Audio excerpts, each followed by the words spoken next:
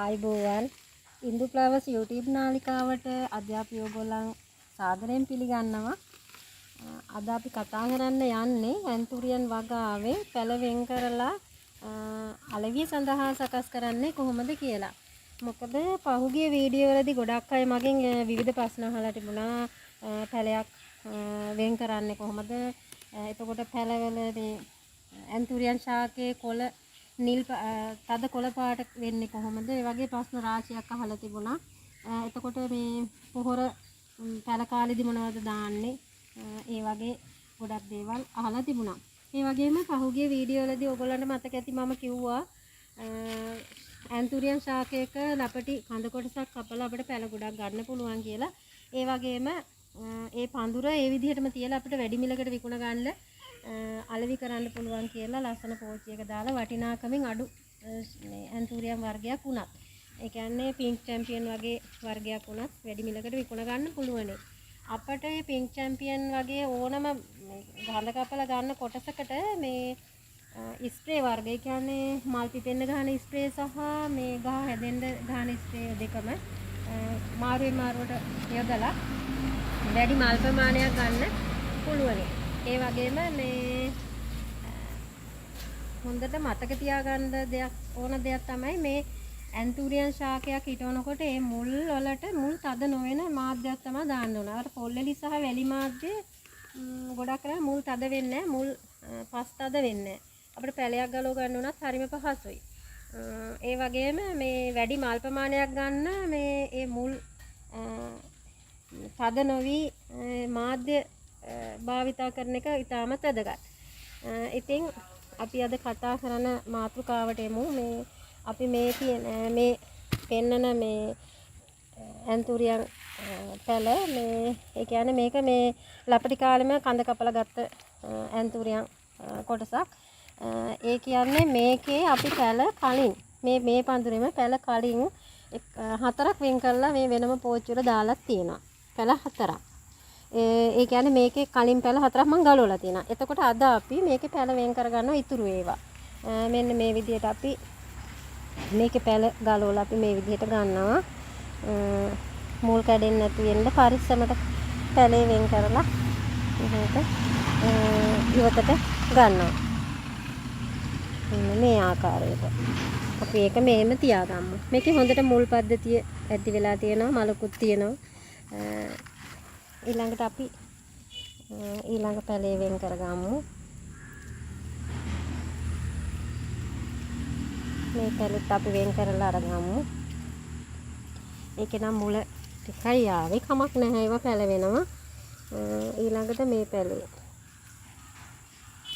ඒකේ නම් මුලක් ආවේ නැහැ. නමුත් මේකත් අපිට පැල කරන්න පුළුවන්. ඊළඟට අපි මේක මේ කඳ කොටස මෙහෙමම තියෙනවා. මේකෙන් තව අපිට තව සැරයක් පැල ගන්න පුළුවන්. ඒ ගැන මම ඕගොල්ලන්ට කියලා දෙන්නම්. අපි මේවා අලවිය සඳහා මේ බඳුන්ගත කරන ආකාරය තමයි අද කියන්නේ. මෙන්න මේ වගේ රුපියල් 10ක් වගේ වටිනාකමකින් යුත් පොඩි පොට් එකක් තමයි අපි අලවියට ගන්නෙ. අපි මෙන්න මේ විදිහට මේ පස් සහ පොල්ලෙලි මාධ්‍ය මේ පොල්ලෙලි ඕගොල්ලන් හොඳින් මතක තියාගන්න. මේ පොල්ලෙලි කහට යන්න 3 සැරයක් හොදලා තියෙන්නේ. කැමති අයට පුළුවන් කොන්ඩිස් ද්‍රාවණයක් මගිනුත් හොදන්න. මෙන්න මේ විදිහට අපි මේ පැල බඳුන්ගත කරනවා. ඔයගලන්ට හොඳින් පේනවා ඇති මේ පෝර අපි යොදන නිසා මේ මල් කුඩා කාලේ මල් එනවා මේ පැලවල.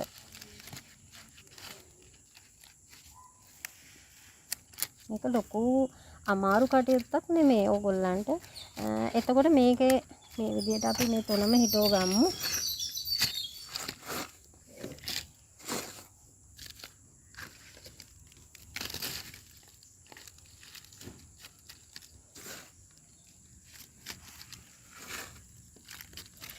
මේ පැලේ නම් මුල් පද්ධතිය ගොඩක් තියෙන නිසා අපිට ලොකු පොට් එකක් දාන්න පුළුවන්.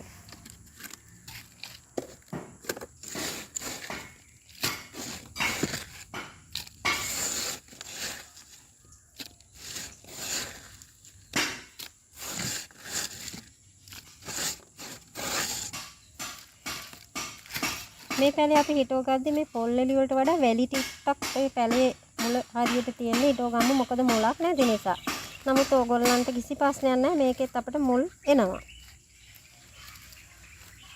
අපි දැන් මේ ආකාරයට හිතව ගත්තා. එතකොට ඕගොල්ලන් බලන්න මෙන්න මේ පැලෙන් අපි පැල අරන් තියනවා 7ක්.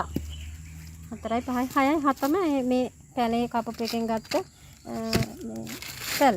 මේ 7ම අපිට අලෙවි කරනවා අලෙවි කරන්න පුළුවන් නැත්නම් තව ටිකක් විතර මේක ලොකු වුණාට පස්සේ ලොකු පෝච්චි එක දාලා ඕගොල්ලන්ට ලොකු ගහක් විදියට ගන්නත් පුළුවන්. තව පුළුවනි ඕගොල්ලන්ට මම කලින් කිව්ව විදියට මේ පැල එකක්වත් ගලන්න නැතුව. මේ පැල 7ම මේ පෝච්චියට එන්න තියෙන්න තිබුණා නම් ලස්සන මේ පඳුරක් විදියට හදලා ඕගොල්ලන්ට වැඩි මිලකට අලෙවි කරන්න පුළුවන්. මේකත් බැංකුවක් වර්ගයක් මේ ඇන්තුරියා. සාමාන්‍ය මේ පඳුර ගලවන්න නැතුව තිබ්බනම් මේ පැල 7ම මේ පෝච්චියේ මලුත් එනවා. ඒ වගේම ඔයාලට පේනවා ඇති මේ මල් ඇවිත් තියෙනවා. මේ අපිට මේක විකුණන්න පුළුවන් රුපියල් 4000කට විතර. ඒ කියන්නේ වැඩි වටිනාකමකට විකුණන්න පුළුවන් මේ පඳුර ඔක්කොම ඔහොම තියලා ලස්සන මං කිව්වා වගේ ටයිටේනියම් පෝච් එක තීන්ත ගාලා ඒ විදිහට දාපුවාම අපට වැඩි මිලකට විකුණ ගන්න පුළුවන්. ඒ වගේම තමයි මේ අපි ඊළඟට මේ පැල අපට ඉක්මනින් ලොකු කරගන්න ඕනේ. ඒ හින්දා ඕගොල්ලෝ දැක්ක ඇති දැන් මම මේ මාධ්‍යයට දැම්මේ පොල්ලෙලි සහ වැලි විතරයි. ඒකේ පෝර රසයක් නැහැනේ. එතකොට අපි කලින් වීඩියෝ එක කෙරුවා මේ අපිට වෙළඳපොලෙන් අරගෙන කොම්පෝස්ට් දාන්න බෑ දිලීර වර්ග යන නිසා ගිනිසීරියා යොදාගෙන පොහොරක් හදන විදිහ අපි කිව්වා. ඒ ගිනිසීරියා පොහොර එක මම නැවතත් මතක් කරන්නම්. ඕගොල්ලන් කවර් එකට දාලා මේ පෝර උරේකට දාලා මද පවනේ තියලා වැස්සට තෙමෙන්නේ නැතුව තියලා මාසයක් දෙකක් යනකොට ඒක හොඳ කොළ පොහොර එකක් වෙනවා. ඒකේ ගිනිසීරියා කියන්නේ නයිට්‍රජන් වැඩි ශාකයක්. ඒකේ පොහොර එකේ නයිට්‍රජන් වැඩි. අපිට පුළුවන් මේකේ මේ මාධ්‍යයට දාන්න ඒ පොහොර එක. ඒක දාද්දී ගිනිසිරියා පොහොර එක දාද්දී වැලිත් එක්ක කලවම් කරලා චුට්ටක් මේ බඳුන් වලට දාන්න පුළුවන්. එතකොට හොඳ නයිට්‍රජන් ප්‍රමාණයක් මේ ශාකයට ලැබෙනවා. මොකද දැන් ඔස්මොකොට් වගේ පොහොර ගෙන්නන්නේ නැති නිසා. ඊළඟට අපි මේකට ගහනවා මෙන්න මේ වගේ ස්ප්‍රේ එකක්. මේ බලන්න චුට්ටක්. මේ තියෙන්නේ දැනට වෙළඳපොලේ මේක නම් ගන්න තියෙනවා ක්‍රෝමෝ කියලා නයිට්‍රෝ ප්ලස් කියලා 30යි 10යි 10 මේක අපිට ගහන්න පුළුවනි මේ මාධ්‍යයට අපි දානවා මේකට මේ ලීටර එකට පොඩ්ඩක් දාපුවාම ඇති වැඩිපුර දාන්න හොඳ නැහැ මේ සැහැන්දෙන් එකක් වගේ ප්‍රමාණය තමයි අපි දාන්නේ මේ සැහැන්දෙන් භාගයකුත් ඇති ලීටර එකට පොඩි පැලවලට නිසා අපි මේ පොඩි පැල ඉක්මනින් ලොකු වෙනවා මේ වගේ ස්ප්‍රේ එකක් ගහපුවාම ගොඩක් අය මගෙන් අහලා තියෙන මේ තද කොළ පාට වෙන්නේ කොහොමද මේ පත්‍ර මේ කියලා තද කොළ පාට හිටින්නේ කියලා මේ නයිට්‍රජන් හොඳට ශාකයකට ලැබෙනවා නම් තද කොළ පැහැ හිටිනවා ඒ වගේම සෙවන 180 සෙවන ලැබෙනවා නම් තද කොළ පැහැ හිටිනවා මොකද මේ ඇන්තුරියන් කියන්නේ සෙවන ප්‍රිය කරන ශාකයක් ඒ නිසා මේ තද කොළ පැහැ රැඳව ගන්න ඒ විදිහට අනිත් එක තමයි පලිබෝධ හානි වලින් මේ පැහැ අඩු වෙනවා ශාකේ පත්‍රවල ජෙසෝරා බීලා ක්‍රොමින් ඒවා සියල්ල නැත්නම් හොඳ නිරෝගී පැලයක් නම් තද කොළ පැහැ හිටිනවා මෙන්න මේ විදිහට අපි මේ පැලවලට ස්ප්‍රේ කරමු මෙන්න මේ විදිහට විහිදිලා යන විදිහට ස්ප්‍රේ කරන්න මේ බෝතලේ සොලවලා ගන්න මේ විදිහට අපි මේ පොඩි කුඩා පැලවලට නයිට්‍රජන් බහුල පෝරක් තමයි මේ ඉන්නේ. එතකොට අපි මේ පැලේ වර්ධනය ඉක්මන් වෙනවා. ඒ වගේම දැන් අපි ඔයාලා දන්නවා මම මේ කඳ ගලව ගත්ත මේ කොටස.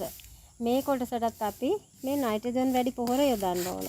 එතකොට ඕගොල්ලන්ට පුළුවන් මේ කොටසෙන් නැවත මේ කඳට නයිට්‍රජන් වැඩියෙන් ගහන්න ඕන.